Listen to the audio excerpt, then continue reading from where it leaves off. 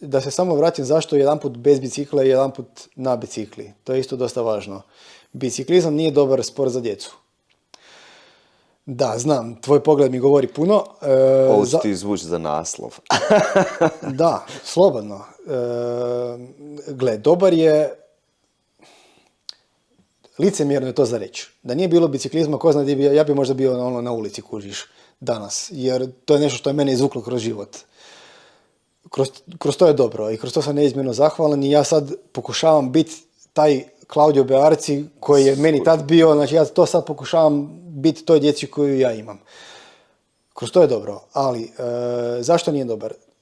Ti si na bicikli statičan i pokreti su ti linearni, znači motorika ti je nikakva, ti razvijaš instinkt kroz vožnju i razvijaš tu neku motoriku na bicikli, ali znači, gle Josip, znači katastrofa je situacija u kojoj se danas nalazimo. Meni ti dolaze klinci koji u prvih par mjeseci kad su mi na treningu, ne znam, imam neke dečke koji imaju 14-15 godina, baciš mu tenis lopticu, on je ne zna uhvatiti. Znači danas je stravična situacija koliko ta ekipa visi na, nemam pojma na čemu, uglavnom nisu vani, nisu na dvorištu, ne igraju se, kužiš, rade neke druge stvari, da li gledaju TV ili video igre ili ne znam, motorika im je nula. I ti na bicikli te stvari ne učiš. I ne razvijaš motoriku i ne razvijaš spretnost. I onda srijedom mi radimo dvoranu, sat i pol vremena, ja tu i tamo objavim na YouTube neke vježbe šta mi tamo radimo i to je onako, ne znam, imaš 60 vježbi u jednom videu i neko ko to gleda će reći koji klinac radi s njima, znači ne možeš ti raditi 60 vježbi s njima. Radit ćeš možda 4 vježbe sa nekoliko ponavljanja da trening ima smisla za neke, ako ćeš ti raditi strukturirano s nekim sportašem, ali to jesu sportaši, ali su djeca. Da. Koji ti njima, moja je to filozofija da im razvijaš neke druge stvari.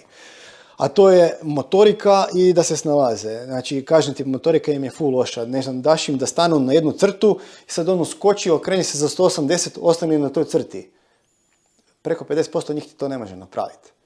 Znači, kužiš. I onda ti s njima peglam to. Da bi dobili motoriku, da bi dobili malo tu neku orijentaciju u prostoru, da malo aktiviraju i ostatak tijela, kužiš, ne samo bajk.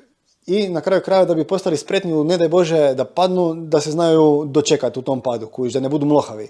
Jer opet na bajku razvijaš najviše noge, gluteus, ne znam, kvad, zadnju ložu, to ti je to.